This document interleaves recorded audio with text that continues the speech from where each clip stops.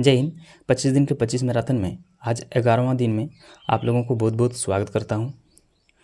पिछले वीडियो में हम लोगों ने 1150 नंबर तक क्वेश्चन को कवर कर चुके हैं। आज इस वीडियो के माध्यम से हम लोग 1151 से आगे हम लोग कवर करेंगे।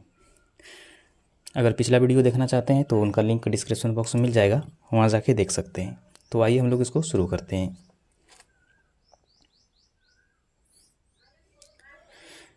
मानव कान का कौन सा भाग आसपास की ध्वनि ग्रहण करता है? कौन सा भाग करता है? तो ये पिन्ना करता है। रॉड और कोन पाए जाते हैं। रॉड और कोन कहाँ किस में पाए जाते हैं? तो ये आँखों में पाए जाते हैं। रेटिना नेत्र की सबसे भीतरी परत है जिसमें 2 प्रकार की संवेदी कोशिकाएं पाई जाती है। एक शलाका कोशिकाएं जिसको रॉड कहा जाता है, यह छाया अथवा अंधकार में देखने के लिए संवेदी कोशिका हैं। और शंकु कोशिका जिसको कोन कहा जाता है, ये तेज प्रकाश में देखने तथा रंगों का विभेद करने के लिए संवेदी कोशिकाएं होते हैं। तो इसका राइट आंसर हो जाएगा सी नंबर। आगे ही रेटिना में मौजूद कौन सी कोशिकाएं सामान्य प्रकाश के प्रति संवेदनशील होते हैं और रंग संवेदन प्रदान करती है? तो कौन सी? ये शंकु के आकार की कोशिकाएं। आगे ही निम्नलिखित में से कौन सी अनुमास्तिक के बारे में सही नहीं है? तो इनमें से कौन सा नहीं है? तो ये है, इनमें 2 भाग होते हैं जिन्हें परमास्तिक गोलार्ध कहा जाता है। तो ये हो जाएगा इसका राइट आंसर। और इस क्वेश्चन का सही जवाब इसका नहीं है। अनुमास्तिक के 3 भाग होते हैं जो 2 पार्श्व तथा 1 वर्मिस होते हैं। दोनों पार्श्व लोब बढ़कर गोल आकार बना लेते हैं जिन्हें सेरिबेलम गोलार्ध कहते हैं। मास्तविक में ऊपर का बड़ा भाग परमास्तिक कपाल में स्थित है। इनके पीछे के भाग के नीचे की ओर अनुमास्तिक के 2 छोटे छोटे गोलार्ध जुड़े हुए दिखाई देते हैं। परमास्तिक और अनुमास्तिक झिल्ली से ढके हुए जिनको तनिकाएं कहते हैं। तो इसका राइट हो जाएगा ए नंबर। आगे हैं कर्टी अंग का संबंध खाली जगह से है। तो किससे संबंध है? तो ये सुनने की से संबंधित होते हैं। आगे कॉर्डियोटोरी खाली जगह से संबंधित है। कॉर्डियोटोरी किससे संबंधित होते हैं? ये सुनने से संबंधित हैं। ईयर ड्रम का दूसरा नाम क्या है? कर्णपट्टी झिल्ली इसका दूसरा नाम है। आगे हैं, कान का कौन सा भाग ध्वनि कंपनों को विद्युत संकेतों में बदलता है? कान का कौन सा भाग है जो ध्वनि कंपनों को विद्युत संकेतों में बदलने का कार्य करता है? तो कौन? ये कॉक्लिया कान के कॉक्लिया भाग ध्वनि कंपनों को विद्युत संकेतों में बदलता है। आगे, मानव कान के किस भाग में प्राप्त ध्वनि के अनुसार कंपन होते हैं? तो किस भाग में होते हैं? तो ये कर्णपट्टी झिल्ली में ये होते हैं। आगे हैं, अल्फैक्टरी शब्द निम्नलिखित में से किससे संबंधित हैं? अल्फैक्टरी शब्द निम्नलिखित में से किससे संबंधित होते हैं? तो ये गंध से संबंधित हैं। एक न्यूरॉन के कोशिका रखना को क्या कहा जाता है? एक न्यूरॉन के कोशिका रखना को क्या कहा जाता है? तो क्या कहा जाता है? ये स्वामा कहा जाता है। अब है कंकाल तंत्र। रेखित और अरेखित पेशी कोशिकाओं में क्या अंतर है? रेखित और अरेखित पेशी कोशिकाओं में क्या अंतर होते हैं? तो इसका मुख्य जो अंतर है तो वो होते हैं, अरेखित पेशियों का ऐच्छिक संकुचन नहीं होता है, जबकि ऐच्छिक पेशियों का अपना इच्छा से संकुचन होता है। तो इसका राइट आंसर हो जाएगा सी नंबर। अरेखित पेशी का ऐच्छिक संकुचन नहीं होता है, जबकि रेखित पेशियों अपना इच्छा से संकुचन होता है। रेखित पेशी दीर्घ बेलनाकार तथा अशाखित होते हैं। अरेखित पेशी छोटी तुर्काकार तथा नुकीले सिरों वाले होते हैं। आगे हैं, भारी व्यायाम के दौरान जब ऊर्जा का मांग अधिक होती है लेकिन ऊर्जा उत्पन्न करने के लिए ऑक्सीजन की आपूर्ति सीमित होती है तो मांसपेशियों की कोशिकाएं खाली जगह को दर्शाती है। तो क्या दर्शाती है? लैक्टिक अम्ल के निर्माण को दर्शाता है। भारी व्यायाम के दौरान जब ऊर्जा की मांग अधिक होती है लेकिन ऊर्जा उत्पन्न करने के लिए ऑक्सीजन की आपूर्ति सीमित होती है। तो मांसपेशियों की कोशिकाएं लैक्टिक अम्ल को निर्माण को दर्शाती है। आगे 400 मीटर की दौड़ में भाग लेने के बाद आपको ऐंठन होते हैं। निम्न में से कौन सी विकल्प इसका सबसे सटीक कारण हो सकता है? तो कौन सा हो जाएगा? ये हो जाएगा ऑक्सीजन की कमी और पायरुवेट का लैक्टिक अम्ल में परिवर्तन होना। आगे हैं रेखित पेशियों के संबंध में निम्नलिखित में से कौन सा कथन सही है? तो ये कौन सा कथन है? तो ये इनमें अस्पष्ट हल्के और गहरे पट्ट उपस्थित होते हैं। इनमें अस्पष्ट हल्के और गहरे पट्ट क्या होते हैं? ये उपस्थित होते हैं। पेशियां प्राणियों में सीमोडर्म उत्पन्न का एक विशेष ऊतक है जो अधिकांश हमारे शरीर में अग्रपाद, उपचाप तथा पीठ पर पाई जाती है। हमारे शरीर में मुख्य रूप से 3 प्रकार की पेशियां होते हैं। तो एक होते हैं रेखित, अरेखित और हृदय पेशी पाई जाती है, जिनमें रेखित पेशियां अस्पष्ट हल्के और गहरे पट्ट उपस्थित होते हैं। ये पेशियां दीर्घ बेलनाकार होते हैं, जल्दी थकान महसूस करती है, कंकाल से जुड़ी रहती हैं तथा बहुकेंद्रीय परिधीय केंद्र वाले आकृति होते हैं। तो इसका राइट हो जाएगा सी नंबर। आगे हैं ऐच्छिक पेशियां। ऐच्छिक पेशियों का संबंध निम्न में से कौन सा कथन गलत है? तो ऐच्छिक पेशियों की क्रिया तंत्रिका तंत्र के ऐच्छिक नियंत्रण में होती हैं। इन्हें रेखित पेशी भी कहते हैं। ऐच्छिक पेशियां बहुकेंद्रित तथा दंड के आकार की होती है, जबकि अनैच्छिक पेशियां एकल केंद्रित तथा बेलन के आकार की होती है। तो इसका राइट हो जाएगा डी नंबर। आगे हैं निम्नलिखित में से किसकी वजह से हमारी मांसपेशियों में ऐंठन उत्पन्न होती हैं? तो किसकी वजह से होते हैं?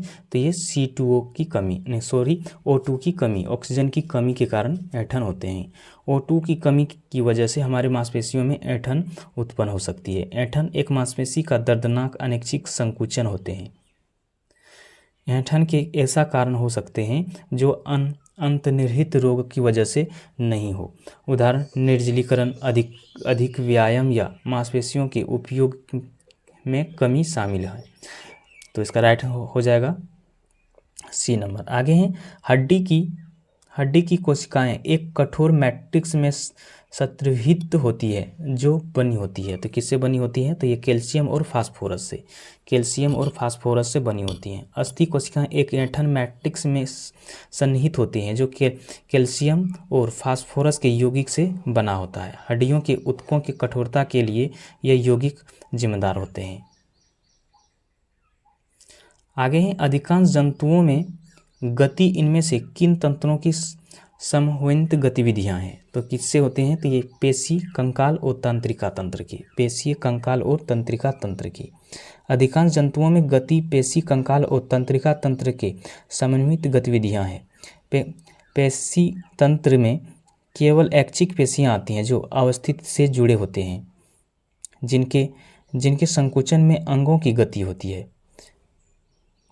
आगे कंकाल तंत्र हमारे शरीर के निश्चित आकार को आकृति प्रदान करता है, वहीं पर तंत्रिका तंत्र शरीर के विभिन्न अंगों को नियंत्रित करता है। आगे कठोर शारीरिक परिश्रम के बाद हुए पैरों की पेशियों में ऐंठन से राहत पाने का एक अच्छा तरीका है। इसमें से अच्छा तरीका कौन सा है? अच्छा तरीका है गर्म पैंट से हल्की मालिश करना। कठोर शारीरिक श्रम बाद पैरों की पेशियों में ऐंठन से राहत पाने की अच्छा तरीका गर्म पैंट से हल्की मालिश करना है। मांसपेशियों की थकान की कई संभावित कारण हैं, जिनमें असंतुलित रक्त प्रवाह, मांसपेशियों के भीतर उत्तीयन असंतुलन, तंत्रिका थकान, मांसपेशियों में लैक्टिक एसिड का संचय आदि। तो इसका राइट हो जाएगा सी नंबर। आगे हैं पेशियों में ऐंठन का कारण क्या है? पेशियों में ऐंठन का कारण क्या है? तो पेशियों को होने वाले ऑक्सीजन की आपूर्ति की कमी। पेशियों में ऐंठन का मुख्य कारण पेशियों को होने वाली ऑक्सीजन आपूर्ति में कमी है। यह नसों को दबाव, रक्त में कोलेस्ट्रॉल के स्तर में वृद्धि तथा अन्य शारीरिक एवं मानसिक विकारों की वजह से हो सकता है। आगे मानव शरीर की सबसे लंबी हड्डी कौन सी है? मानव शरीर की सबसे लंबी हड्डी कौन सी है? तो ये जांघ की हड्डी है। मानव शरीर में मानव शरीर में सबसे लंबी हड्डी फीमर जो जांघ में पाई जाती है, जबकि सबसे छोटी हड्डी स्टोपीज होते हैं जो कान में पाई जाती है। शरीर के सबसे कठोर भाग दांत का दंतवल्क होते हैं। आगे, शरीर की सबसे लंबी हड्डी कौन सी है? शरीर की सबसे लंबी हड्डी जांघ की हड्डी है। मानव शरीर में मौजूद सबसे कठोर पदार्थ कौन सा है? तो यह है दांत की परत है। मानव शरीर में सबसे लंबी हड्डी कहाँ पाई जाती है? तो ये कहाँ पर पाई जाती है? तो जांघ में। मानव शरीर में पाए जाने वाले वह एकमात्र पेशी कौन सी है जो दोनों सिरों पर जुड़े नहीं होते हैं? कौन सा है? तो ये होते हैं जीव होते हैं।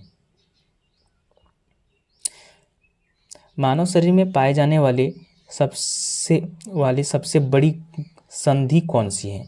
तो कौन से हैं? तो ये हैं जानु संधि। मानव शरीर में पाए जाने वाले सबसे बड़ी संधि जानु संधि, नी ज्वाइंट कहा जाता है।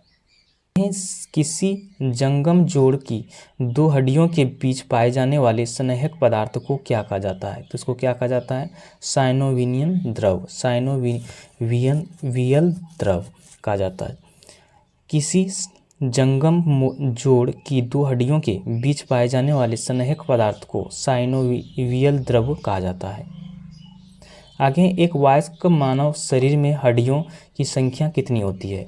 तो हड्डियों की संख्या कितनी होती है? तो ये 206 होते हैं। मानव तथा अन्य कशेरुकी जंतुओं में पूरी शरीर को साधने तथा उसकी आकृति को बनाए रखने के लिए शरीर के भीतर अस्थियों को जो ढांचा होता है उसे कंकाल तंत्र कहते हैं। मनुष्य की अस्थियों द्वारा निर्मित अंत कंकाल तंत्र में कुल 206 अस्थियां होती हैं, जबकि शिशु अवस्था में इनकी संख्या 300 पाई जाती है। आगे हैं, दिए गए विकल्पों में से अस्थि और मानव शरीर के संबंधित भाग के गलत युग्म का चयन करें। तो इसका कौन सा हो जाएगा? ये हो जाएगा अनुबंध और गर्दन हो जाएगा। मानव शरीर का अस्थि और इससे संबंधित भाग जो हैं वो ऊर्ध्वाधर अस्थि जो हैं ये जाबड़ा से हैं, जानुका अस्थि जो हैं ये पैर से, मणिबंध जो हैं ये हाथ से, और अंतकोष्ठी अस्थि जो हैं ये हाथ से हैं। आगे, मानव शरीर की सबसे छोटी हड्डी कौन सी है? सबसे छोटी हड्डी कौन सी है? स्टेपीज हैं। मानव शरीर के कान में स्थित स्टेपीज सबसे छोटी हड्डी है। वही मानव शरीर के सबसे बड़ी हड्डी जांघ के फीमर होते हैं। शरीर की सबसे मजबूत हड्डी जबड़े की होती है। आगे, मानव शरीर की सबसे छोटी हड्डी कौन सी है? सबसे छोटी हड्डी स्टेपीज अस्थि होते हैं। स्टेपीज अस्थि। मानव शरीर के किस भाग में सबसे छोटी हड्डी होती है? तो सबसे छोटी हड्डी कहाँ पर होते हैं? ये कान में होते हैं। मानव शरीर में सबसे छोटी हड्डी कौन सी है? तो ये स्टेपीज है। आगे, मानव सिर में 29 हड्डियां होते हैं। इनमें से कौन सा वर्गीकरण सही है? इनमें से कौन सा है? तो ये माथा में 8, चेहरा पर 14, कान में 6, कठी कास्ती में 1 होते हैं। मानव शरीर में कुल जो हड्डियां होती हैं 29 हड्डियां होते हैं।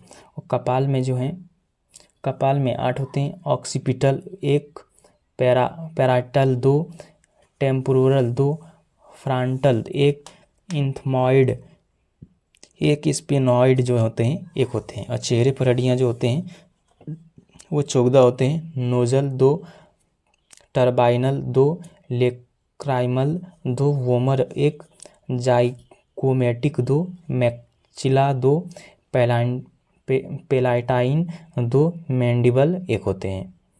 वहीं पर श्रवण हड्डियां जो कान में होते हैं वो 6 होते हैं। मेलिया 2 होते हैं, इनकस 2, स्टेम्स 2 होते हैं, और कठिका हड्डी जो होते हैं वो 1 होते हैं। हाइट्स का। आगे, इनमें से कौन सा सूक्ष्म पोषक तत्व थायराइड ग्रंथि के सामान्य संचालन हेतु आवश्यक हैं? तो कौन से हैं? तो ये आयोडीन होते हैं। आयोडीन की सूक्ष्म मात्रा थायराइड ग्रंथि के सामान्य संचालन हेतु आवश्यक हैं। सामान्य मानव शरीर की प्रतिदिन औसतन 100 से लेकर 150 माइक्रोग्राम आयोडीन की आवश्यकता होती है। आयोडीन की कमी से घेघा रोग होता है। आयोडीन की कमी से गर्भपातन, शारीरिक विकास में रुकावट, विकलांगता, मंदबुद्धि, बौनापन एवं भोगापन जैसे रोग होते हैं। तो उसका राइट हो जाएगा ए नंबर। आगे हैं, नवजात बच्चों के शरीर में लगभग कितनी हड्डियां होती हैं। नवजात बच्चों में लगभग कितनी हड्डियां होती हैं, तो ये होती हैं लगभग 300 हड्डियां होते हैं। नवजात शिशु के शरीर में लगभग 300 हड्डियां होती हैं। वयस्क मानव में कुल 206 हड्डियां होते हैं। समस्त हड्डियों में स्टेपीज यानी कान की सबसे छोटी तथा फीमर जांघ में सबसे बड़ी अस्थि होते हैं। हड्डियां आपस में लिगामेंट द्वारा जुड़ी रहती है।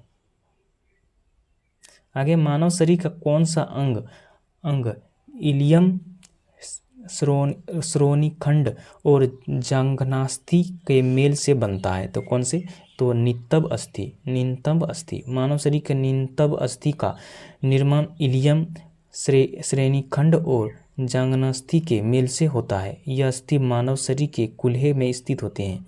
यौवन के अंत तक इलियम, श्रोणीखंड और जांघनास्थि का आपस में विलय हो जाता है, जिसे नितंब अस्थि कहा जाता है।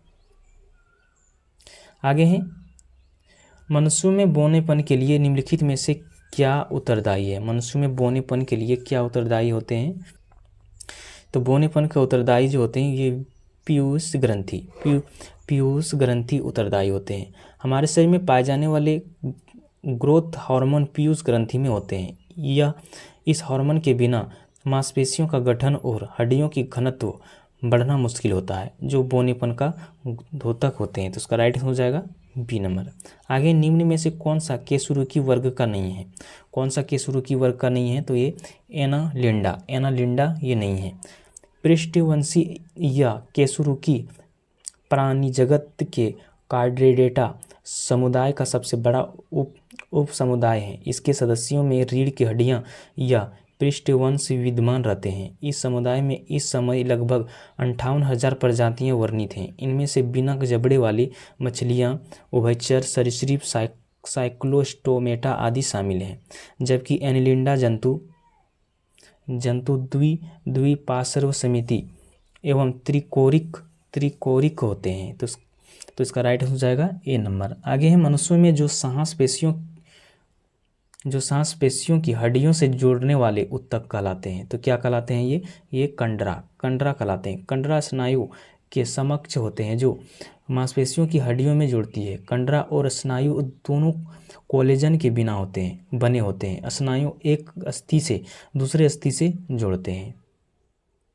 आगे हैं, दो अस्थियां एक दूसरे से किसी अन्य संयोजी ऊतक द्वारा जुड़ी हो सकती है, जिसे खाली जगह कहा जाता है। तो क्या कहा जाता है, तो ये स्नायु कहा जाता है। आगे, खाली जगह पेशियों के हड्डियों से जोड़ता है। खाली जगह पेशियों को हड्डियों से जोड़ता है, तो कौन, ये कंडरा जोड़ता है। एक कंडरा किससे बनाया जाता है, तो ये केवल कोलेजन फाइबर से बनाया जाता है। मांसपेशियों के सिरे को टेंडन अर्थात कंडराएं कहते हैं। यह पेशियों को हड्डियां या उपस्थितियों से जोड़ते हैं। ये कोलेजन जंतुओं से बने संयोजी ऊतक की मजबूत डोरी के जैसे संरचनाएं होते हैं। तो इसका राइट हो जाएगा ए नंबर। आगे, हमारे पेशियों में किस अम्ल के कारण पीड़ा होते हैं, तो किस अम्ल के कारण होते हैं, तो ये लैक्टिक अम्ल के कारण होते हैं। किसके, लैक्टिक अम्ल के कारण। हमारे पेशियों में लैक्टिक अम्ल के कारण पीड़ा होते हैं। पेशियों में लैक्टिक अम्ल के जमाव हो जाने से थकान का ज़्यादा अनुभव होता है तथा शरीर में पीड़ा बनी रहती है। आगे, मांसपेशियों की थकान खाली जगह के संचयन की वजह से होते हैं। तो किसके, तो लैक्टिक अम्ल के। आगे हैं, एक औसत वयस्क मनुष्य के कंकाल में हड्डियों की कुल संख्या कितनी होते हैं, तो ये कितनी होते हैं, तो ये होते हैं 206। मानव शरीर के ढांचा हड्डियों से बना होते हैं। सभी हड्डियों एक दूसरे से जुड़े रहती हैं। हड्डियों के ऊपर मांसपेशियां होती हैं, जिनकी सहायता से हड्डियों के जोड़ों के हिलाया डुलाया जाता है। हड्डियां एवं मांसपेशियां शरीर के आंतरिक अंगों की सुरक्षा करती है। मनुष्य के शरीर में 206 हड्डियां पाई जाती है। मानव शरीर की ढांचा बनाने वाले अंग को कंकाल तंत्र कहते हैं। तो इसका राइट हो जाएगा बी नंबर। आगे हैं, खाली जगह में प्रचुर मात्रा में सफ़ेद फाइबर पाया जाता है। तो किस में पाया जाता है, तो ये सिराओं में पाया जाता है। सिराओं में प्रचुर मात्रा में सफ़ेद फाइबर पाए जाते हैं। पेशियों के सिरे को डेंटन कहते हैं। ये पेशियों की हड्डियों या उपास्थि से जुड़ते हैं। ये संघन कोलेजन तंतुओं से बने संयोजी ऊतक की मजबूत डोरी जैसे संरचनाएं होते हैं। तो इसका राइट हो जाएगा बी नंबर। आगे है मनुष्य के शरीर में वर्टिब्रेड निम्न में से किसका भाग है?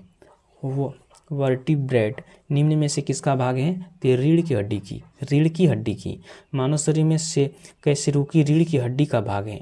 कैसरूकी या कैसरूकी दंडी प्राणी साम्राज्य की कॉन्डेडेटा समुदाय का सबसे बड़ा उप समुदाय है, जिसके सदस्यों में रीढ़ की हड्डियां विद्यमान रहती हैं। तो इसका राइट हो जाएगा सी नंबर। आगे मानव शिशु के शरीर में कितनी हड्डियां होती हैं? तो ये कितने होते हैं? तो ये लगभग 270 होते हैं।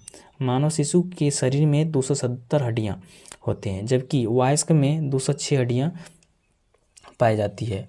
मानव खोपड़ी में 29 हड्डियां पाई जाती है। शरीर की सबसे बड़ी हड्डी फीमर जांघ की होते हैं तथा मानव शरीर की सबसे छोटी हड्डी स्टेपीज यानी कान में पाया जाता है। आगे है मानव शरीर में दो हड्डियां आपस में कैसे जुड़ी रहती है? मानव शरीर में दो हड्डियां आपस में कैसे जुड़ी रहती है? मानव शरीर में दो हड्डियां आपस में अस्थिबंध यानी लिगामेंट से जुड़ी रहती है। वयस्क मानव के शरीर में 206 हड्डियां होती हैं, जबकि शिशु के शरीर में 270 हड्डियां होते हैं। अस्थि विज्ञान अस्थियों या हड्डियों के वैज्ञानिक अध्ययन कहते हैं। तो इसका राइट हो जाएगा बी नंबर। आगे हैं खाली जगह हड्डियों को जोड़ते हैं। तो कौन जोड़ते हैं? तो ये स्नायु बंधन जोड़ते हैं। आगे है दो अस्थियां एक दूसरे के किसी अन्य संयोजी ऊतक द्वारा जुड़े हो सकती है, जिसे खाली जगह कहा जाता है। तो ये स्नायु कहा जाता है। आगे खाली जगह एक मानव हड्डी का जोड़ नहीं है। तो कौन है? ये है मैक्रो एक मानव हड्डी का जोड़ नहीं है। ब्लैक या कंप्यूटर एप्लीकेशन सॉफ्टवेयर में मैक्रो रिकॉर्ड करने, उसे चलाने एवं संपादित करने में सहायक होते हैं, जबकि बॉल और सॉकेट ग्लाइडिंग तथा सैंडल मानव हड्डी से जोड़ हैं, जो कि एक प्रकार का सिनोवियल ज्वाइंट होते हैं। तो इसका राइट हो जाएगा सी नंबर। आगे मानव शरीर की सबसे मजबूत हड्डी कौन सी है? तो मजबूत हड्डी जो कौन से हैं? तो ये जांघ की हड्डी, और सबसे लंबी भी हड्डी यही है। छाती के आसपास की हड्डियों को क्या कहा जाता है? तो छाती के आसपास की हड्डियों को रिब्स कहा जाता है। आगे निम्नलिखित में से कौन सी एक अक्षीय हड्डी नहीं है? तो कौन सा नहीं है? तो ये कंधा। अक्षीय कंकाल का वह हिस्सा है जिसमें कपाल, मेरुदंड, पसली तथा सिर की हड्डियों और केशुरुकाओं के ट्रंक शामिल हैं, जबकि कंधे की हड्डी अक्षीय हड्डी नहीं है। आगे रीढ़ को खाली जगह भी कहा जाता है। तो क्या कहा जाता है? मेरुदंड कहा जाता है। आगे एक मानव शरीर में अनैच्छिक मांसपेशियां कहाँ होती हैं? तो ये कहाँ होते हैं? तो ये दिल में एक मानव शरीर में अनैच्छिक मांसपेशियां दिल में होते हैं। रचना तथा कार्य की दृष्टि से ये पेशियां 3 प्रकार के होते हैं। ऐच्छिक मांसपेशियां, ये पेशियां अस्थियों से जुड़ी रहती है अतः इन्हें कंकाल पेशी कहते हैं। ये पेशियां मनुष्य की इच्छा शक्ति के नियंत्रण में रहती है, इसलिए इन्हें ऐच्छिक पेशियां कहते हैं। वहीं पर अनैच्छिक पेशियां, इन पेशियों की गति पर हमारा नियंत्रण नहीं होता, इसलिए इन्हें अनैच्छिक पेशियां कहते हैं। हृदय पेशी, ये हृदय की दीवारों में पाए जाने वाली अनैच्छिक पेशियां होती है। तो इसका राइट हो जाएगा सी नंबर। आगे हैं खाली जगह मांसपेशियों की हड्डियों से जुड़े होते हैं। तो इनमें से कौन मांसपेशियों की हड्डियों से जुड़े होते हैं? तो ये सीरा मांसपेशियों की हड्डियों से जुड़ने का कार्य करती हैं। पेशियों के सिरे को सीरा अर्थात कंडराएं कहते हैं। यह सीरा मांसपेशियों की हड्डियों या उपस्थियों से जुड़ते हैं। ये संघन कोलेजन तंतुओं से बनी संयोजी ऊतक की मजबूती डोरी के जैसे संरचनाएं होते हैं, जो पेशी के चारों ओर स्थित एपिमाइसियम का विस्तार है। सिरा में लचीलापन न होने के कारण संकुचन भी नहीं होता है। आगे अस्थि कोशिकाएं एक हार्ड मैट्रिक्स में अंत स्थापित होते हैं जो बना होता है। तो ये किससे बना होता है? तो ये Ca और P से, यानी कैल्शियम और फास्फोरस से बना होता है। अस्थि कोशिकाएं एक हार्ड मैट्रिक्स में अंत स्थापित होते हैं जो कैल्शियम तथा फास्फोरस का बना होता है। समस्त जीवों का शरीर कोशिकाओं का बना होता है। जो जीवित कोशिकाएं हड्डियों में पाई जाती है इन्हें अस्थि कोशिकाएं भी कहते हैं। तो इसका राइट हो जाएगा डी नंबर। आगे है मांसपेशियों की क्रियाओं से उत्पन्न बल को खाली जगह कहा जाता है। तो क्या कहा जाता है? तो ये पेशीय बल कहा जाता है। मांसपेशियों की क्रियाओं से उत्पन्न बल को पेशीय बल कहते हैं। जब हम अपने हाथ से कोई वस्तु उठाते हैं अथवा पैरों से किसी वस्तु को ठोकर मारते हैं तो पेशीय बल लगता है, क्योंकि यह बल हमारी मांसपेशियों में लगता है। तो इसका राइट हो जाएगा सी नंबर। आगे स्वैच्छिक मांसपेशियां खाली जगह में विद्यमान होते हैं। तो किसमें? तो ये हाथ में होते हैं। स्वैच्छिक या रेखीय पेशियां बहुकेंद्रक तंतुओं द्वारा बनते हैं। यह पेशी हाथ, पैर, गर्दन आदि में पाई जाती है, जबकि अनैच्छिक पेशियां या अरेखित पेशियां नेत्र के आइरिस, वृषण, आहारनाल तथा मूत्राशय तथा हृदय आदि में पाई जाती है। तो इसका राइट हो जाएगा बी नंबर। आगे जॉइंट पर हड्डी की सतह को खाली जगह मुलायम करती है। जॉइंट पर हड्डी की सतह को खाली जगह मुलायम करता है। तो कौन करता है? ये कार्टिलेज करता है। जॉइंट पर हड्डी की सतह को कार्टिलेज मुलायम करती है। कार्टिलेज मानव शरीर एवं अन्य प्राणियों में पाए जाने वाला लचीला संयोजी ऊतक है। यह हमारे अस्थि मज्जा में स्थापित कॉन्ड्रोसाइटस कोशिकाओं से बने होते हैं। कान की हड्डी, नाक की हड्डी, अस्थियों के जोड़ आदि कार्टिलेज से के बने होते हैं। तो उसका राइट हो जाएगा ए नंबर। आगे अस्थि कोशिकाएं एक दृढ़ अवयव में अंत स्थापित होते हैं जो खाली जगह से बना होता है। तो ये कैल्शियम और फास्फोरस के मानव में हड्डियां यानी कि अस्थियों और दांतों के निर्माण के लिए फास्फोरस आवश्यक होते हैं। यह कैल्शियम के साथ मिलकर कैल्शियम फॉस्फेट निर्माण करता है। कैल्शियम फॉस्फेट एक अघुलनशील लवण होते हैं जो अस्थियों एवं दांतों के निर्माण के लिए महत्वपूर्ण होता है। कैल्शियम फॉस्फेट अस्थियों एवं दांतों में जमा रहता है जो इन्हें दृढ़ता, मजबूती, बल एवं स्थिरता प्रदान करता है। फास्फोरस की कमी के कारण भूख न लगना, शरीर में थकावट, अस्थियों एवं दांत कमजोर हो जाना, शरीर का विकास रुक जाना, अस्थियों में विकार उत्पन्न हो जाना, हड्डियों के जोड़ यानी ज्वाइंट का सख्त होना एवं उनमें दर्द बना रहना इत्यादि मानव शरीर पर प्रभाव पड़ते हैं। तो इसका राइट हो जाएगा ए नंबर। आगे कौन सा खनिज हड्डियों के लिए आवश्यक है? तो ये कौन सा है? तो ये कैल्शियम है। आगे है खाली जगह मांसपेशियों के कंकाल मांसपेशियों भी कहा जाता है। तो किसको कहा जाता है? तो ये ऐच्छिक पेशी को। ऐच्छिक पेशी के अस्थियों से जुड़ी रहती है, अतः इन्हें कंकाल मांसपेशियां भी कहते हैं। ये पेशी अनेक मनुष्य के इच्छा शक्ति के नियंत्रण में रहती है, इसलिए इन्हें ऐच्छिक पेशियां भी कहते हैं। प्रत्येक पेशी कोशिका बहुकेंद्रीय होते हैं। अधिक व्यायाम या कार्य से इन्हें लैक्टिक अम्ल का निर्माण हो जाता है, जिससे थकान महसूस होने लगती है। ये पेशियां मुख्य रूप से हाथ, पैर, गर्दन, आंख आदि में पाई जाती है। ऐच्छिक पेशियां मांसपेशियों या रीढ़, रज्जु के नियंत्रण में कार्य करती है। तो इसका राइट हो जाएगा आपका डी नंबर। आगे है मानव शरीर की सबसे छोटी मांसपेशियां कौन सी है? मानव शरीर की सबसे छोटी मांसपेशियां कौन सी होती हैं? तो ये हृदय की पेशी। मानव शरीर की सबसे छोटी मांसपेशी एस्टिपेडियस कहा जाता है। तो इसका राइट हो जाएगा बी नंबर।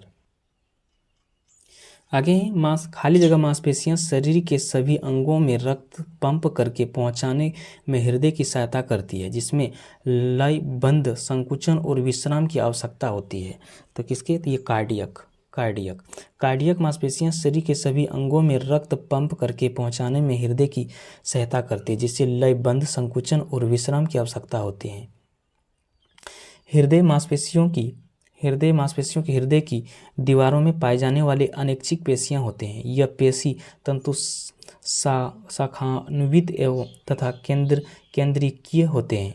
हृदय मांसपेशियां जीवन पर्यंत बिना रुके बिना थके लय के साथ संकुचित एवं शिथिलित होकर गति करती रहती है, जिसके फलस्वरूप शरीर में निरंतर रक्त परिसंचरण होता रहता है। तो इसका राइट हो जाएगा सी नंबर। आगे है खाली जगह न्यूनतम आधात्री यानी मैट्रिक्स वाला एक संयोजी ऊतक है। तो ये कौन है? तो ये स्नायु है। स्नायु संयोजी ऊतक की कोशिकाओं आपस में कम जुड़ी होती हैं और अंतर कोशिकीय आधात्री में धसी होती है। दो अस्थियों को आपस में जोड़ने वाले संयोजी ऊतक को स्नायु कहते हैं। यह ऊतक बहुत लचीले और मजबूत होते हैं। इनमें न्यूनतम आधात्री होते हैं। तो इसका राइट हो जाएगा बी नंबर। आगे हैं आधात्री पेशियां खाली जगह होती हैं। तो क्या होते हैं ये? तो ये बहुनाभिकी धारीदार पेशियों को कंकाल पेशी भी कहते हैं, क्योंकि ये केसुरुकी कंकाल से जुड़ी रहती है। ये पेशियां लंबी समांतर बेलनाकार रेशों की बनी होती है। यह बहुकेंद्रीय संरचना है जिसमें केंद्रक किनारे पर पाए जाते हैं। धारीदार पेशियां ऐच्छिक संकुचन लाती है, जिससे शरीर के हाथ पैर एवं अन्य अंगों में गति होती है। तो इसका राइट हो जाएगा सी नंबर। आगे हमारी मांसपेशियों में अधिक ऑक्सीजन की आपूर्ति के लिए निम्नलिखित में से कौन सा हार्मोन हृदय की गति को बढ़ा देता है? तो कौन सा है? तो ये एड्रेनाइन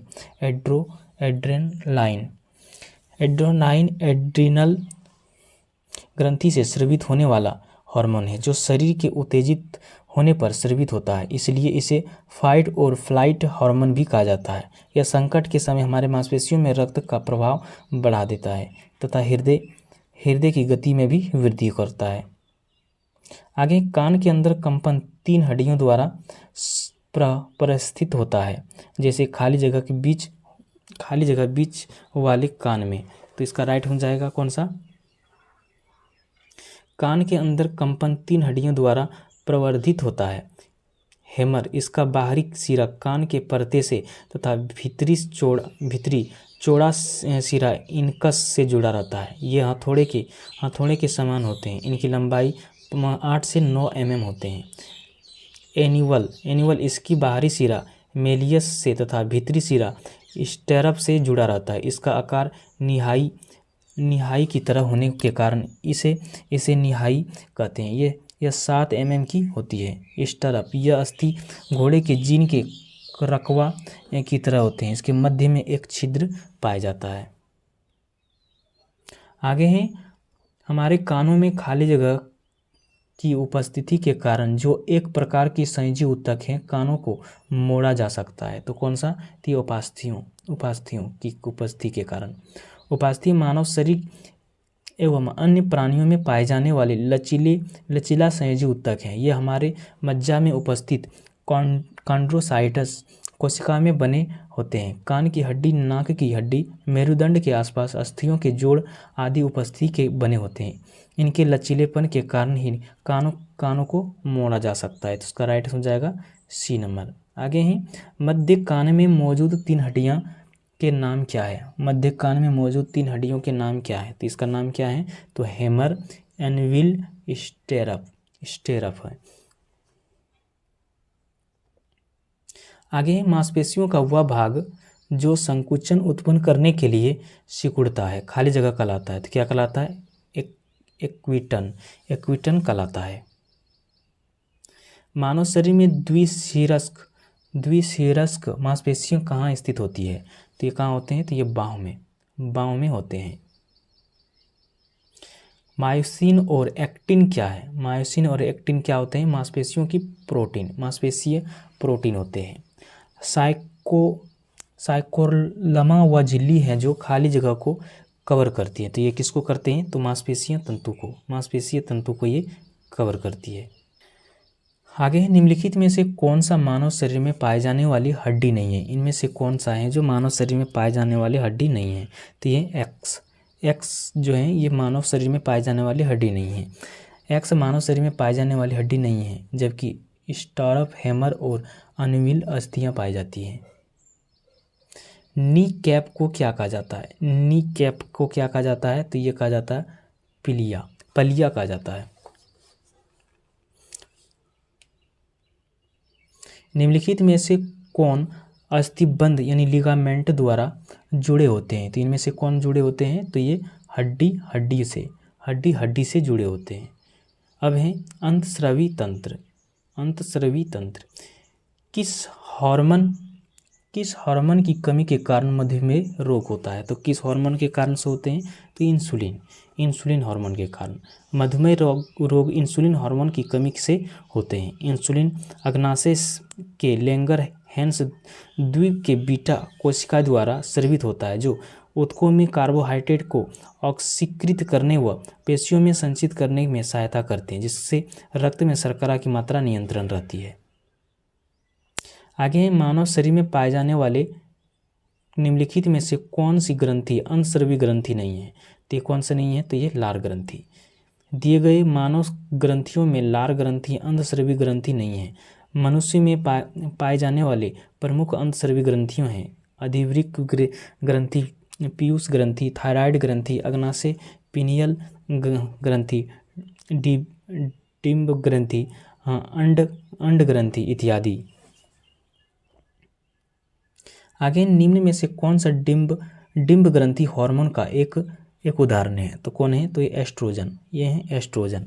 एस्ट्रोजन एक सेक्स हार्मोन है जो महिलाओं के यौन और प्रजनन स्वास्थ्य को बनाए रखने के लिए आवश्यक है। एस्ट्रोजन हार्मोन डिंब ग्रंथि हार्मोन का उदाहरण है। तो इसका राइट हो जाएगा ए नंबर। आगे थॉरक्सिन हार्मोन के निर्माण के लिए किस खनिज की आवश्यकता होती है? थॉरक्सिन हार्मोन के निर्माण के लिए किस खनिज की आवश्यकता होती है? तो ये आयोडीन की आवश्यकता होती है। थॉरक्सिन हार्मोन के निर्माण के लिए आयोडीन की आवश्यकता होती है। थॉरक्सिन हार्मोन का स्रावन थायराइड ग्रंथि से होती है। थायराइड मानव शरीर में पाए जाने वाली सबसे बड़ी अंतस्रावी ग्रंथि है में से एक है। आयोडीन की कमी से घेगा रोग होता है। तो इसका राइट हो जाएगा डी नंबर। आगे है जब कोई बहुत क्रोधित, शर्मिंदा या चिंतित होता है तो ऐसे में कौन सा हार्मोन तनाव को समायोजित करने में शरीर की मदद करता है? तो कौन सा करता है? एड्रेनलिन ग्रंथि मदद करता है। हमारे बहुत क्रोधित होने चिंतित या शर्मिंदा होने पर एड्रेनलिन हार्मोन इस तनाव या डर की स्थिति को समायोजित करने में शरीर की मदद करता है। शरीर की ऐसी तनावपूर्ण स्थिति जिसमें दिल जोर जोर से धड़कने फाइट या फ्लाइट हार्मोन प्रतिक्रिया कहलाती है। आगे निम्न में से किसे भूख हार्मोन कहा जाता है? क्योंकि यह भूख को उत्तेजित करता है, भोजन का सेवन बढ़ाता है और वसा का भंडारण में वृद्धि करता है। तो कौन करता है? तो ग्रेलिन हार्मोन शरीर के अंतस्रावी ग्रंथियों द्वारा स्रावित रसायन होते हैं जो विशेष रूप से शारीरिक अभिक्रियाओं को प्रेरित करते हैं। ग्रेलिन एक बहुआयामी घटक हार्मोन है जो अपने रिसेप्टर ग्रोथ हार्मोन सिक्रेटॉग रिसेप्टर को सक्रिय करता है।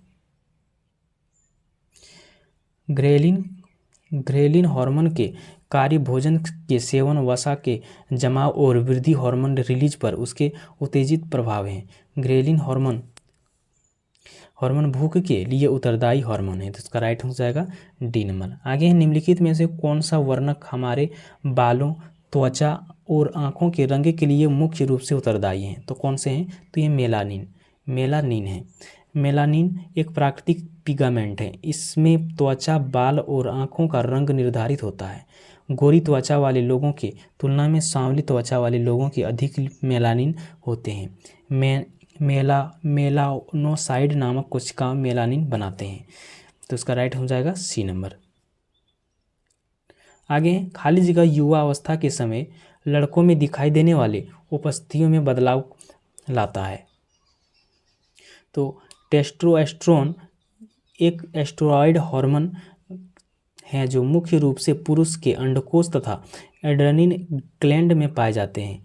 टेस्टोस्टेरोन का उच्च स्तर यौन क्रिया, प्रजनन संबंधी कार्यों, मांसपेशियों, भार, बालों में वृद्धि, उत्तेजक और प्रतिस्पर्धी व्यवहार से संबंधित है। यह युवावस्था के समय पुरुष में दिखाई देने वाली उपस्थितियों में बदलाव लाता है। टेस्टोस्टेरोन का स्तर 40 वर्ष की आयु में शिखर पर होता है और इसके बाद धीरे धीरे घट जाता है। तो इसका राइट हो जाएगा डी नंबर। आगे हैं एस्ट्रोजन का मूल्य कार्य क्या है। एस्ट्रोजन का मूल्य कार्य क्या होता है, तो ये मासिक धर्म चक्र को विनियमित करने के लिए किया जाता है। एस्ट्रोजन मादा लिंगी हार्मोन है। इसका स्रवन तरुणावस्था में आरंभ होता है। मादा में सामान्य मंद चक्र व रज चक्र के नियमन हेतु यह हार्मोन आवश्यक है। इस हार्मोन द्वारा स्तन ग्रंथियों में डक्ट्यूलर वृद्धि होते हैं। इस हार्मोन का स्रवन ग्रेफियन पट्टक के धिक्का इंटरना द्वारा किया जाता है। तो इसका राइट आंसर हो जाएगा बी नंबर। आगे है पुरुष मानव शरीर के किस अंग को एडम का एप्पल कहा जाता है। तो किसको कहा जाता है, तो ये कंठ या टेटुआ को कहा जाता है। पुरुष के थॉराइड कार्टिलेज या अग्रभाग जो स्वर यंत्र को घेरे रहता है, एडम या एप्पल कहलाते हैं। स्वर यंत्र जिसे आमतौर पर वॉइस बॉक्स या क्लोटिक कहा जाता है, ऊपर ग्रासनी व नीचे ग्रासनली के बीच हवा के लिए गर्म है। तो उसका राइट हो जाएगा डी नंबर। आगे थॉरक्सिन के संश्लेषण के लिए कौन सा तत्व आवश्यक है, तो कौन सा तत्व है, तो ये आयोडीन होते हैं। थॉरक्सिन हार्मोन का निर्माण शरीर के थॉराइड ग्रंथि के द्वारा होता है। यह हार्मोन कोशिकीय श्वसन की गति के तीव्र करता है। थॉरक्सिन के संश्लेषण के लिए आयोडीन और सेलेनियम सबसे महत्वपूर्ण सूक्ष्म पोषक तत्व हैं। तो इसका राइट हो जाएगा डी नंबर। आगे निम्नलिखित में से कौन सा पशु हार्मोन है, इसमें कौन सा पशु हार्मोन है, तो यह इंसुलिन है। इंसुलिन अग्नाशय के एक भाग लेगरहैंस के द्वीपिका के बीटा कोशिका स्रावित होने वाले एक जंतु हार्मोन है। रासायनिक संरचना की दृष्टि से यह एक पेप्टाइड हार्मोन है। यह मानव शरीर में ग्लूकोज के उपचाय को नियंत्रित करता है, जबकि अन्य सभी साइटोकाइनिन, जेब्रोलिन तथा ऑक्सिन पादप हार्मोन है। तो इसका राइट हो जाएगा डी नंबर।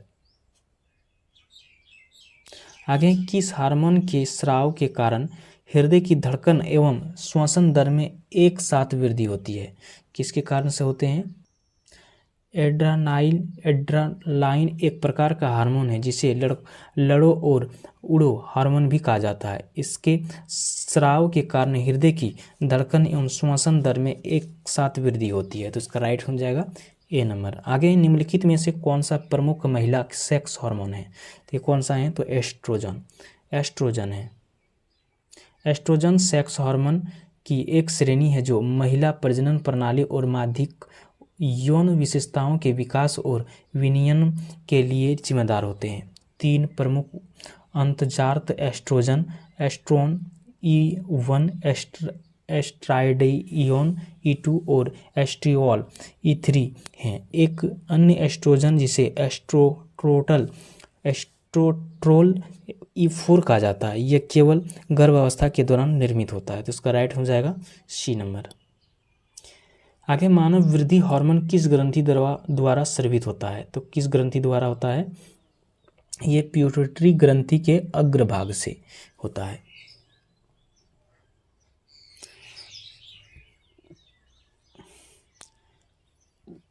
आगे कौन सा हार्मोन शरीर में रक्त शर्करा को स्तर को नियंत्रित करता है, कौन सा हार्मोन, तो ये इंसुलिन करता है। इंसुलिन अग्नाशय के अंतस्रावी भाग लेगरहैंस की द्वीपिका को बीटा कोशिका से स्रावित होने वाले एक जंतु हार्मोन है जो शरीर में रक्त शर्करा स्तर को नियंत्रित करता है। यदि अग्नाशय से पर्याप्त मात्रा में इंसुलिन का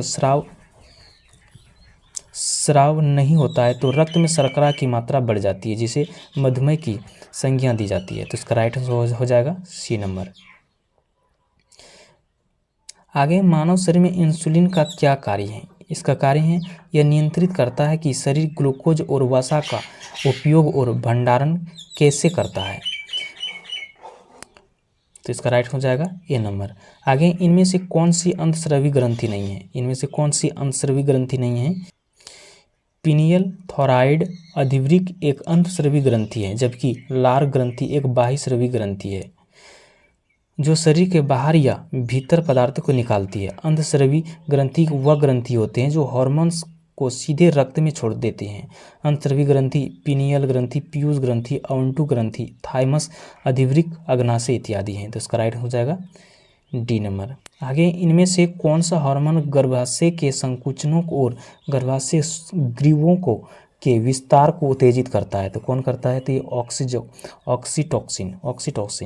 ऑक्सीटोसिन एक हार्मोन है जिसे लव हार्मोन भी कहते हैं। यौन प्रजनन, शारीरिक संबंध, शिशु के जन्म और महिलाओं के मासिक धर्म में ऑक्सीटोसिन कार्य करता है। यह गर्भाशय के संकुचन एवं विसरण को उत्तेजित करता है, जो हार्मोन्स हाइपोथैलेमस में उत्पन्न होता है, जो पिट्यूटरी ग्लैंड का भाग है। आगे है खाली जगह ग्रंथि, जो हाइपोथैलेमस से एक पतले डंठल से लटकी हुई होती है। मानव शरीर के मास्टर ग्रंथि कहलाते हैं। तो ये कौन सा होते हैं? तो ये पिट्यूटरी ग्रंथि। पीयूष ग्रंथि एक अंतस्रावी ग्रंथि है। इसका आकार एक मटर के दाने जैसे होते हैं तथा इसका वजन लगभग 0.6 ग्राम होते हैं। यह ग्रंथि हाइपोथैलेमस से एक पतले डंठल से लटकी हुई होती है। इसे मास्टर ग्रंथि भी कहा जाता है क्योंकि यह अन्य अंतस्रावी ग्रंथियों को नियंत्रित करता है। पीयूष ग्रंथि से निकलने वाले हार्मोन्स इस तरह से हैं।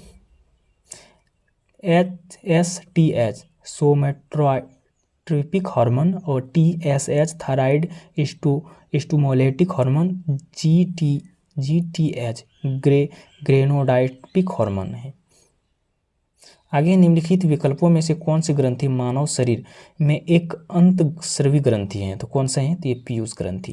पीयूष या पिट्यूटरी ग्रंथि एक अंतस्रावी ग्रंथि है, जो मास्टर ग्रंथि भी कहते हैं। अंतस्रावी ग्रंथियों में वाहिनी नहीं होते हैं, इसलिए इन्हें नालिका वाहिनी ग्रंथियां भी कहते हैं। ये अपने स्राव को सीधे रुधिर में मुक्त करती है, जैसे थायराइड, पैराथायराइड, एड्रेनल, वृक्क ग्रंथि इत्यादि। आगे, निम्नलिखित में से कौन सी ग्रंथि इंसुलिन हार्मोन का उत्पादन करती है? तो ये कौन करता है?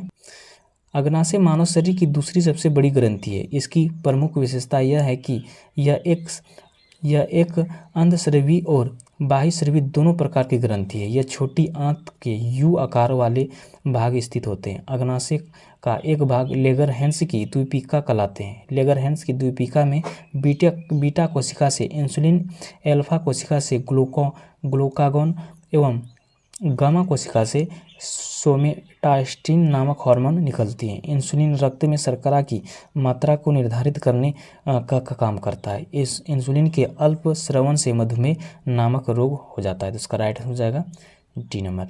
आगे है, इनमें से कौन सा हार्मोन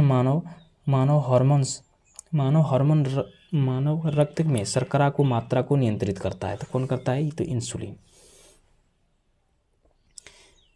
आगे हैं, एकल कोशिका वाले निषेचित अंडे को खाली जगह कहा जाता है। तो क्या कहा जाता है? ये युग्मनज कहा जाता है। एकल कोशिका वाले निषेचित अंडे को युग्मनज कहा जाता है। नर युग्म तथा मादा युग्म के आपस में सम्मिलित से युग्मनज बनने की क्रिया को निषेचन कहते हैं। मनुष्य में अंत निषेचन पाया जाता है, अर्थात अंडाणु एवं शुक्राणु मादा के शरीर के अंदर मिलते हैं। तो इसका राइट हो जाएगा बी नंबर। आगे हैं, आयोडीन खाली जगह के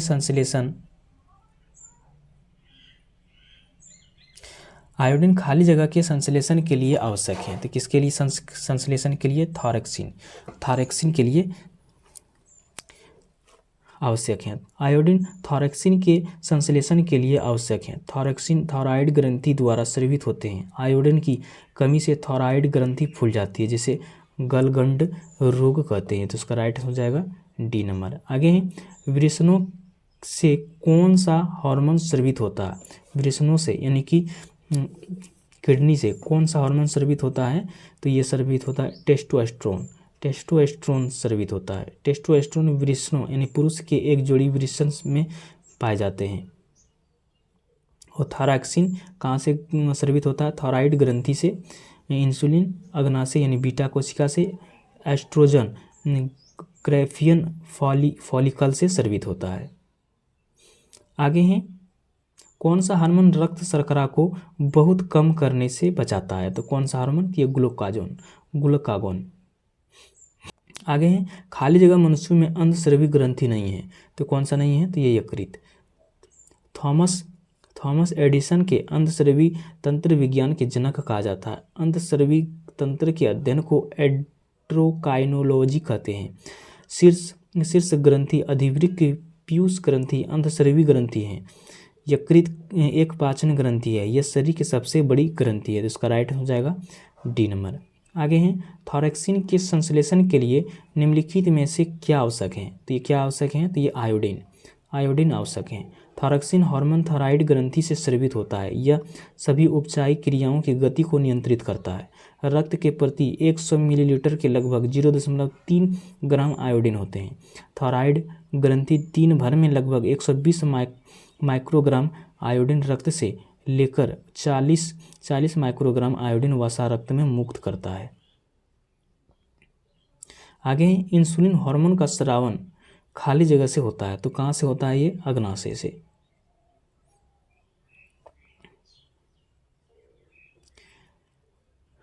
आगे हैं थायराइड ग्रंथि शरीर के किस भाग में स्थित होते हैं, थायराइड ग्रंथि शरीर के किस भाग में स्थित होते हैं, तो ये होते हैं गला में होते हैं।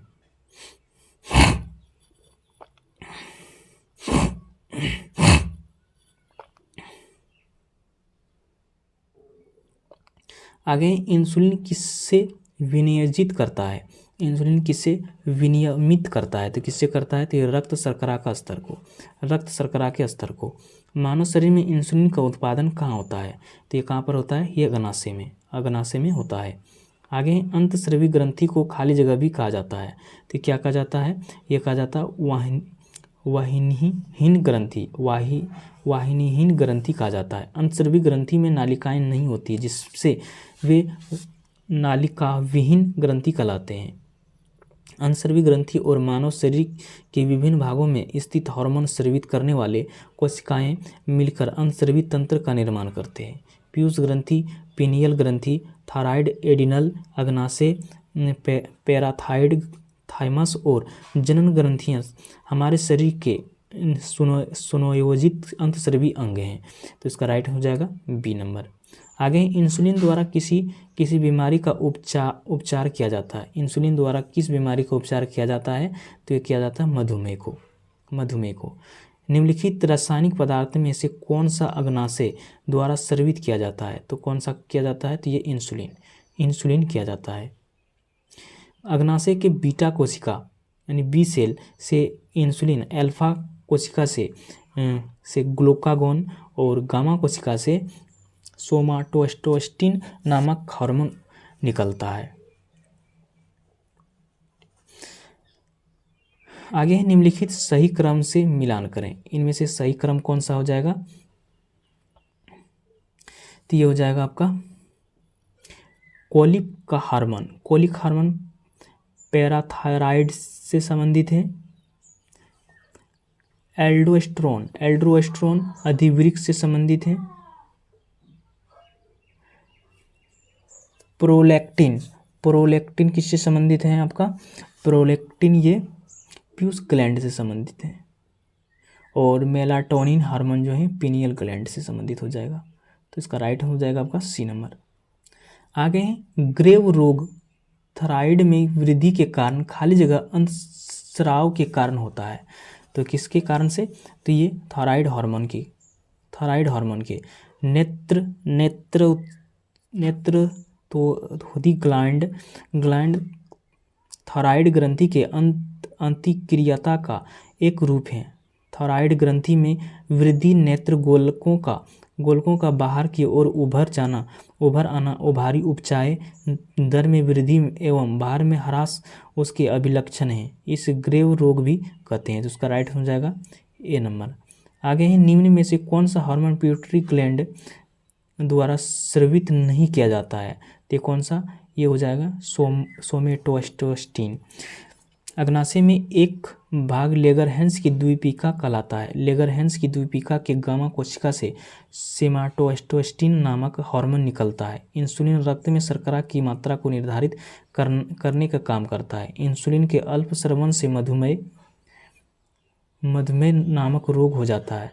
यह हार्मोन पिट्यूटरी ग्लैंड द्वारा नहीं स्रावित होता है, तो इसका राइट हो जाएगा डी नंबर। आगे है रक्त में शर्करा यानी शुगर को स्तर में वृद्धि का पता किसकी कोशिकाओं द्वारा चलता है, तो किसकी कोशिकाओं द्वारा, तो ये अग्नाशय के द्वारा। आगे लेगरहैंस के आइलैंड्स किस मानव अंग में पाए जाते हैं, लेगरहैंस के आइलैंड्स किस मानव अंग में पाए जाते हैं, तो किस में पाए जाते हैं, तो अग्नाशय में। आगे निम्नलिखित में कौन सा विकल्प पाचक एंजाइम नहीं है, इनमें से कौन सा नहीं है, तो ये सुपर ऑक्साइड डिओक्टेज, ये पाचक रस नहीं है। प्रोटियस इमाइलेज तथा लाइपेज पाचक एंजाइम है, जबकि सुपर ऑक्साइड डिओक्टेज एक एंजाइम है जो कोशिकाओं में संभावित रूप से हानिकारक ऑक्सीजन अणुओं को तोड़ने में मदद करता है। आगे पेट की परत में कुछ ग्रंथियों की कोशिकाओं से कौन सा एसिड स्रावित होता है, तो कौन सा होता है, तो हाइड्रोक्लोरिक। पेट की परत में कुछ ग्रंथियां की कोशिकाओं में हाइड्रोक्लोरिक अम्ल स्रावित होता है। ये पाचक ग्रंथियां जो आहारनाल की दीवार में उपस्थित होते हैं, वे आंतरिक पाचक ग्रंथियां कहलाते हैं। इस श्रेणी में समस्त श्लेष्म ग्रंथियां, आमाशय की दीवार की ग्रंथियों एवं आंत की दीवार की ब्यूरनस ग्रंथियां आती है। फॉर्मिक अम्ल चींटियों में पाई जाती है। नाइट्रिक अम्ल क्षारक अम्ल हैं। आगे कौन सा अंग एक ग्रंथि नहीं है, तो कौन सा अंग नहीं है, तो ये पित्ताशय। अधिवृक्क यकृत तथा पिट्यूटरी ग्रंथि तीनों अंतःस्रावी ग्रंथि है, जबकि पित्ताशय एक पित्त संचय करने वाला अंग है। आगे इंसुलिन की खोज के लिए किसको नोबेल पुरस्कार से सम्मानित किया गया था, तो किसको, फ्रेडरिक बैटिंग को किया गया था। इंसुलिन खोज के लिए नोबेल पुरस्कार को फ्रेडरिक बैटिंग को पुरस्कार दिया गया। इंसुलिन की खोज 1921 ईस्वी में बैटिंग एवं वेस्ट ने की। यह अग्नाशय से के लेगरहैंस की द्वीपिका के बीटा कोशिका द्वारा स्रावित होता है। इंसुलिन के अल्पस्रावन से मधुमेह नामक रोग हो जाता है। इंसुलिन के अंतस्रावन से हाइपोग्लाइसीमिया नामक रोग हो जाता है, जिससे जनन क्षमता तथा दृष्टि ज्ञान कम होने लगता है, तो इसका राइट हो जाएगा ए नंबर। आगे है सूरज की रोशनी के संपर्क में आते ही हमारी त्वचा सांवली हो जाती है, ऐसे किसकी उपस्थिति के कारण होता है, तो किसकी उपस्थिति के कारण होता है, तो ये मेलानिन के कारण। सूर्य की रोशनी के संपर्क में आते ही हमारी त्वचा सांवली मेलानिन की उपस्थिति के कारण होती है। जानवरों में मेलानिन टायरोसिन नामक एक एमिनो अम्ल से बनता है। जीवों में मेलानिन का सबसे अधिक पाया जाने वाला रूप यूमेलेनिन कहलाता है और काले भूरे रंग का होता है। मनुष्यों में यह बालों, त्वचा और आँखों के रंग देता है। हमारे शरीर में पड़ने वाले 99.9% पराबैंगनी विकिरण मेलानिन द्वारा रोक दिया जाता है। आगे मानव हाइपोथैलेमस ग्रंथि खाली जगह होते हैं, तो किससे होते हैं, तो ये मास्तविक में उपस्थित होते हैं। हाइपोथैलेमस ग्रंथि में उपस्थित ग्रंथि हैं जो पीयूष ग्रंथि के माध्यम से तंत्रिका तंत्र को अंतःस्रावी तंत्र के साथ जोड़ता है। यह अंत गतिविधियों और अन्य शारीरिक गतिविधियों से जुड़े शरीर के तापमान, भोजन, पानी और संतुलन आदि को नियंत्रित करता है। आगे मनुष्य के शरीर की वह ग्रंथि जो एंजाइम और हार्मोन दोनों स्रावित करता है, तो कौन सी ग्रंथि है, मनुष्य की शरीर की अग्नाशय ग्रंथि जो एंजाइम और हार्मोन दोनों स्रावित करता है।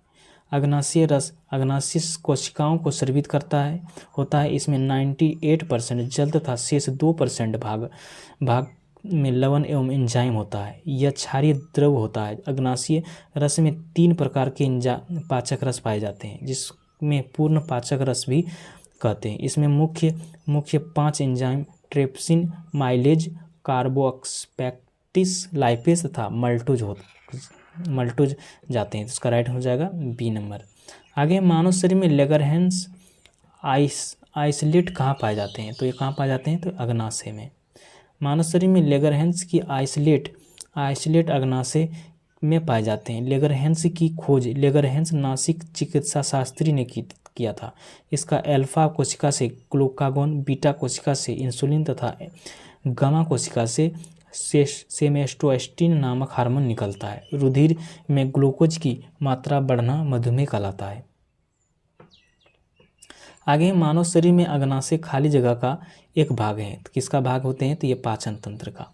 मानव शरीर में अग्नाशय पाचन तंत्र का एक भाग है। यह मानव शरीर की दूसरी सबसे बड़ी ग्रंथि है। इसकी प्रमुख विशेषता यह है कि यह अंतस्रावी और अंतस्रावी दोनों प्रकार की ग्रंथि है। यह छोटी आंत के यू आकार वाले भाग में स्थित होते हैं। आगे है निम्न में से कौन सा हार्मोन थायराइड ग्रंथि द्वारा स्रावित नहीं होता है? तो कौन सा नहीं होते हैं? तो ये थाइमोसिन ग्रंथि प्रतिरक्षा तंत्र के विकास में महत्वपूर्ण भूमिका निभाती है। यह ग्रंथि थाइमोसिन नामक पेप्टाइड हार्मोन का स्रावित करती है। थायरोक्सिन या T4 टाइआइडोथायरोनिन या T3 तथा टाइरोकेलिसोटनिन नामक हार्मोन का संश्लेषण थायराइड ग्रंथि द्वारा होता है। आगे ही कौन सी ग्रंथि केवल यौवन तक सक्रिय रहता है? तो कौन सी ग्रंथि?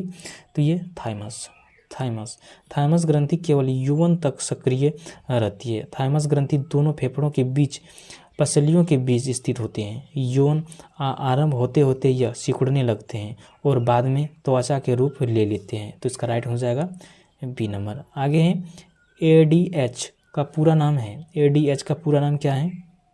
एडीएच का पूरा नाम डायूरेटिक हार्मोन है, जो गुर्दे द्वारा शरीर में पानी की मात्रा को नियंत्रित करने में मदद करता है। एडीएच को वेसोप्रेसिन भी कहा जाता है। यह वास्तविक में हाइपोथैलेमस ग्रंथि द्वारा बनाया गया हार्मोन है, जो पिट्यूटरी ग्रंथि में स्रावित रहती है। आगे जठर ग्रंथियों द्वारा स्रावित हाइड्रोक्लोरिक अम्ल खाली जगह एंजाइम की क्रिया को आसान कर देता है। तो कौन? ये पेप्सिन पाचनकारी आमाशय की भित्ति में उपस्थित जठर ग्रंथियां के द्वारा संपन्न होते हैं। ये हाइड्रोक्लोरिक अम्ल एक प्रोटीन पाचक एंजाइम पेप्सिन तथा श्लेष्मा का स्रवण करते हैं। हाइड्रोक्लोरिक अम्ल एक अम्लीय माध्यम तैयार करता है, जो पेप्सिन एंजाइम की क्रिया में सहायक होता है। आमाशय में आने वाले भोजन अम्लीय होता है और अग्नाशयक एंजाइम की क्रिया के लिए उसे क्षारीय बनाया जाता है। अग्नाशयक रस का स्रवण करता है, जिसमें प्रोटीन के पाचन के लिए ट्रिप्सिन एंजाइम होता है। आगे है खाली जगह आमाशय रस में पाए जाने वाले एंजाइम हैं। तो कौन से हैं? तो ये पेप्सिन खाली जगह में स्रावित होने वाले एक एंजाइम है। तो ये आमाशय है। आगे निम्न में से कौन सा हार्मोन युवावस्था के समय लड़कों में दिखाई देने वाले उपस्थिति में बदलाव लाता है? तो कौन सा? ये टेस्टोस्टेरोन एक पुरुष लिंग हार्मोन है, जो यौन और प्रजनन विकास के लिए महत्वपूर्ण होते हैं। पुरुषों में टेस्टोस्टेरोन का उत्पादन मुख्य रूप से वृषण में होता है। वास्तविक के हाइपोथैलेमस और पिट्यूटरी ग्रंथि टेस्टोस्टेरोन उत्पादन को नियंत्रित करती है। टेस्टोस्टेरोन स्रावन के कारण युवावस्था के समय ही लड़कों में बदलाव दिखाई देते हैं, जैसे आवाज़ का भारी होना इत्यादि। आगे हैं यौवन आरंभ के दौरान संवेद ग्रंथि और वसा ग्रंथियों में स्राव बढ़ता है। इन ग्रंथियों से इस समय कौन सा तत्व स्रावित होता है? तो कौन सा? तो स्वेद और तेल। यौवन आरंभ के दौरान स्वेद ग्रंथि और वसा ग्रंथियों में स्राव बढ़ता है, जो उस समय स्वेद और तेल तत्व स्रावित होता है। स्वेद ग्रंथियां स्तनधारियों के तत्वों में स्थित होते हैं। यह छिद्र द्वारा बाहर निकलती है। इसका कुंडलित भाग पसीना या संवेद स्रावित करता है। तो इसका राइट हो जाएगा। पादप हार्मोन एस्ट्रोजन खाली जगह द्वारा स्रावित होता है। तो किसके द्वारा होता है? तो ये अंडाशय के द्वारा। एस्ट्रोजन महिलाओं में प्रजनन और यौन विकास के लिए महत्वपूर्ण है, इसलिए इसे मादा लिंग हार्मोन कहा जाता है। एस्ट्रोजन महिलाओं के शारीरिक बदलावों में मुख्य भूमिका निभाते हैं। इसी वजह से इसे मादा विकास हार्मोन भी कहा जाता है। एस्ट्रोजन की वजह से महिलाओं में निम्न परिवर्तन देखे जाते हैं। तो क्या क्या परिवर्तन होते हैं? लड़कियों में स्तन का विकास होना, मासिक चक्र की शुरुआत होना, जनांगों में बालों की वृद्धि होना, महिलाओं के शरीर में एस्ट्रोजन हार्मोन का उत्पादन मुख्य रूप से अंडाशय में होते हैं। साथ ही इसका उत्पादन एड्रिनल ग्लैंड द्वारा भी होता है तथा कुछ मात्रा में भ्रूण और प्लेसेंटा द्वारा होता है। आगे खाली जगह एंजाइम नहीं है, ये इसमें से कौन सा एंजाइम नहीं है, तो ये इंसुलिन जो है एंजाइम नहीं है, तो ये एक प्रकार का है हार्मोन्स हैं। इंसुलिन हार्मोन होते हैं जो अग्नाशय ग्रंथि के बीटा कोशिका से बनती है, जो यकृत में ग्लूकोज को के ग्लाइकोजन के रूप में संचित को प्रोत्साहित करता है एवं उत्तक कोशिका द्वारा ग्लूकोज के उचित उपयोग को नियंत्रित करता है। आगे है थायरॉक्सिन के संश्लेषण के लिए खाली जगह आवश्यक है, तो क्या है, तो ये आयोडीन थायरॉक्सिन के संश्लेषण के लिए आयोडीन आवश्यक है। थायरॉक्सिन प्राथमिक हार्मोन है जो थायराइड ग्रंथि द्वारा स्रावित किया जाता है। थायरॉक्सिन शरीर में के उपचाय को नियंत्रित करने में महत्वपूर्ण भूमिका निभाता है और हृदय के कार्यों और पाचन तंत्र को नियंत्रित करता है। तो इसका राइट हो जाएगा बी नंबर। आगे है परस्थ ग्रंथि से होने वाले स्राव खाली जगह में प्रवेश करता है, तो किसमें, तो मूत्र मार्ग में। परस्थ या पोरस ग्रंथि केवल पुरुष में पाई जाने वाली एक छोटी ग्रंथि है जो लिंग और मूत्राशय के बीच में होती है। पुरस्थ ग्रंथि से होने वाले स्राव मूत्र मार्ग में प्रवेश करता है, तो इसका राइट हो जाएगा बी नंबर। आगे वृषण में कौन सा हार्मोन मुक्त किया जाता है, वृषण में कौन सा हार्मोन मुक्त किया जाता है,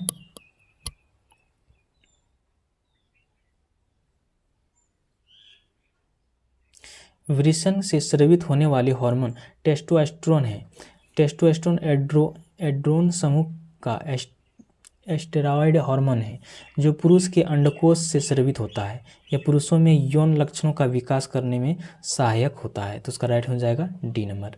आगे टेस्टोस्टेरोन जो एक नए सेक्स हार्मोन है खाली जगह में संश्लेषित होते हैं, तो कहाँ पर होते हैं, तो ये वृषण में होते हैं। आगे खाली जगह ग्रंथि को मास्टर ग्रंथि के नाम से भी जाना जाता है, तो कौन से, ये पिट्यूटरी ग्रंथि को। पीयूष ग्रंथि एक अंतस्रावी ग्रंथि है जो कपाल की सेनाहाइड हड्डी में स्थित होते हैं। इसे सीलाट्रॉकिया कहते हैं। इसका भार लगभग 0.6 ग्राम होते हैं। इसमें मास्टर ग्रंथि के रूप में भी जाना जाता है। हाइपोथैलेमस को मास्टर ग्रंथि के रूप में जाना जाता है।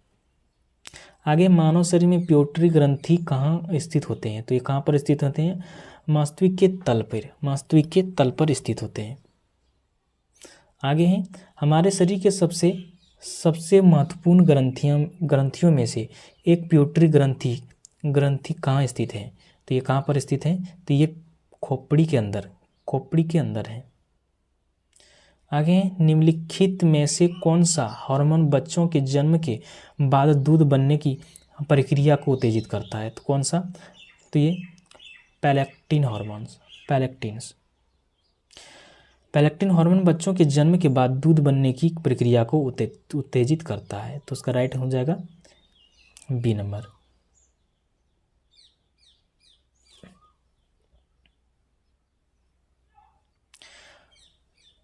तो आज के लिए बस इतना ही रखते हैं। तो आज का वीडियो कैसा लगा हमें कमेंट में ज़रूर बताइएगा। तो मिलते हैं फिर से नेक्स्ट वीडियो में, तब तक जय हिंद।